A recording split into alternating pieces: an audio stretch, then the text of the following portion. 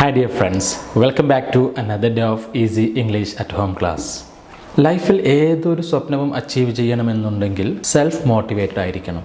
നമ്മൾ മോട്ടിവേറ്റ് ചെയ്യാൻ എപ്പോഴും ഒരാൾ ഉണ്ടാവണം എന്നില്ലല്ലോ. Keep pushing yourself even when you think you have reached your limits. നമ്മുടെ ലിമിറ്റ്സ് എത്തി എന്ന് മനസ്സിലാക്കിയാൽ പോലും നമ്മളിങ്ങനെ പുഷ് ചെയ്തുകൊണ്ടേയിരിക്കണം. Do it, you can do it എന്നിങ്ങനെ പറഞ്ഞുകൊണ്ടേയിരിക്കണം. നമ്മളിപ്പോൾ 2 ടങ് ട്വിസ്റ്റേഴ്സ് പഠിച്ചു അല്ലേ? First one was she sells seashells by the seashore. Second one was I scream, you scream, we all scream for an ice cream.